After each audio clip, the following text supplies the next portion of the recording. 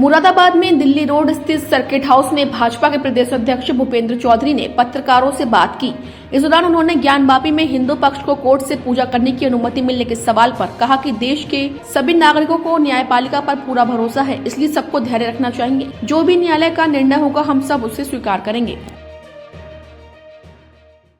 हमारे यहाँ सभी देश के नागरिकों को देश की न्यायपालिका पर पूर्ण विश्वास है और हम सबको धैर्य रखना चाहिए और जो भी न्यायालय का निर्णय हो हम सब लोग उसे स्वीकार करेंगे। सर, न्यायालय ने हिंदू पक्ष को पूजा करने का अधिकार दिया है, ज्ञानवापी मस्जिद में तो एक बड़ी जीत मान रहे हैं। नहीं, मैं इस रूप में इसे देखता हूं कि हमारे देश के 140 करोड़ लोगों का अपने देश की न्यायपालिका में पूर्ण विश्वास है और हमें धैर्य रखना चाहिए। जो भी न्यायालय का निर्णय है हम उसका स्वागत करते हैं। वहीं लोकसभा चुनाव के लिए समाजवादी पार्टी के 16 प्रत्याशियों की पहली लिस्ट में अखिलेश यादव के परिवार के 3 सदस्यों के नाम होने के सवाल पर प्रदेश अध्यक्ष ने कहा कि ये लोग परिवारवादी लोग हैं जो हमारे देश के लिए सबसे घातक पक्ष है, क्योंकि इन लोगों ने अपने परिवार को प्राथमिकता पर रखा है, जो देश के लिए नहीं बल्कि अपने परिवार और अपनी विरासत को बचाने के लिए गंभीर है। साथ ही भाजपा की तैयारियों पर प्रदेश अध्यक्ष ने कहा कि एक चुनाव जीतने के बाद दूसरे चुनाव के लिए हमारी पार्टी और संगठन तैयार रहता है। लोकसभा चुनाव के लिए भी संगठन स्तर पर हमारी पूरी तैयारी है और जब भी पार्टी प्रत्याशी घोषित करेगी तो हम अपना रिपोर्ट कार्ड लेकर जनता के बीच जाएंगे। निश्चित रूप से ये लोग परिवारवादी लोग हैं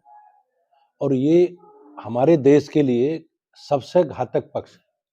क्योंकि इन परिवारवादी दलों ने हमेशा अपने परिवार को प्राथमिकता में रखा है। देश के विकास के प्रति कहीं ये लोग गंभीर नहीं है, ये अपने परिवार को और अपनी विरासत को बचाने के लिए गंभीर नहीं। हम लोग हमेशा लगातार एक चुनाव बीतने के बाद हमारी पूरी तैयारी अगले चुनाव को लेकर, पूरी पार्टी संगठन का स्ट्रक्चर हमारा और हमारे सभी कार्यकर्ता लगातार चुनाव की तैयारी में रहते हैं। हम अपने संगठन स्तर पर पूरी तैयारी हमारी है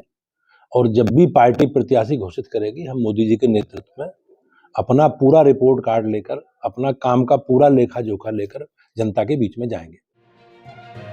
इस दौरान इंडिया गठबंधन के सवाल पर प्रदेश अध्यक्ष ने कहा कि इंडिया गठबंधन का कोई वैचारिक समन्वय नहीं है। कांग्रेस का गठबंधन के प्रति हमेशा इतिहास रहा है कि जहां गठबंधन से सरकार बनने का अवसर आया, इन्होंने उसे बीच में ही गिराने का काम किया है। पिछले 10 सालों से गठबंधन में चुनाव लड़ रहे हैं और चुनाव के बाद गठबंधन को चुनावी गठबंधन कहा जाता है, लेकिन इस बार भी देश की जनता का गठबंधन मोदी जी के साथ है। वहीं भाजपा प्रदेश अध्यक्ष ने मायावती की प्रशंसा करते हुए कहा कि मायावती देश की बड़ी नेता है और 3 बार यूपी की मुख्यमंत्री रही है। इंडिया गठबंधन से अलग चुनाव लड़ने का फैसला बहुत सोच समझ कर लिया होगा।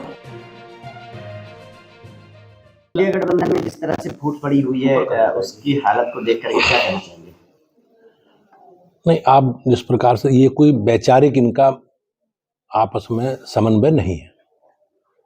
और कांग्रेस का गठबंधन के प्रति जो हमेशा उनका एक नजरिया रहा है, एक दृष्टिकोण रहा है, आप अगर देखेंगे उनका इतिहास भी, तो हमेशा कांग्रेस की ने हमेशा गठबंधन में जब भी कोई सरकारें बनी, जो भी मिलीजुली कभी सरकार बनने का अवसर आया, तो हमेशा कांग्रेस ने उन सरकारों को बीच में ही गिराने का काम किया और ये लोग पिछले लगभग 10 वर्षों से गठबंधन में ही चुनाव लड़ रहे हैं। लेकिन चुनाव के बाद गठबंधन कहाँ जाता है, ये लोग क्या करते हैं, तो ये केवल चुनावी गठबंधन है, चुनाव के लिए गठबंधन है, अपने परिवार को बचाने के लिए गठबंधन है और जो अनैतिक काम किए, एक भाई भतीजे के आधार पर इन्होंने जो पूरा एक भ्रष्टाचार किया है, उसको बचाने का गठबंधन है। लेकिन देश की जनता, प्रदेश की जनता सब जानती है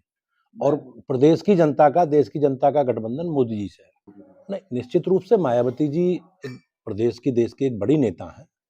और वो 3 बार राज्य की मुख्यमंत्री रही हैं, तो निश्चित रूप से उन्हें अपने बारे में निर्णय करने का उन्होंने सोच समझ के निर्णय किया होगा।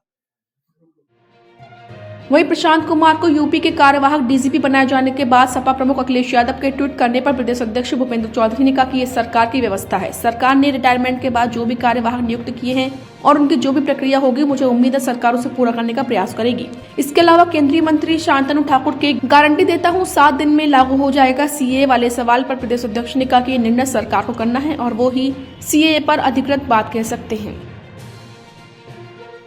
अखिलेश यादव की तरफ से अभी एक ट्वीट आया है, कार्यवाहक जो डीजीपी बनाए गए हैं प्रशांत कुमार, उसको लेकर वो कह रहे हैं कि कहीं ना कहीं सरकार, अब जनता जो है ये पूरी कार्यवाहक ही क्यों दे रहे हैं, क्या साठगांठ है अपराधियों से या लगभग की लड़ाई है। ये सरकार की एक व्यवस्था, रिटायरमेंट हुए हैं, रिटायरमेंट सरकार ने किसी को कार्य किया है और मुझे विश्वास है जो भी उसकी प्रक्रिया होगी हम सब लोग सरकार को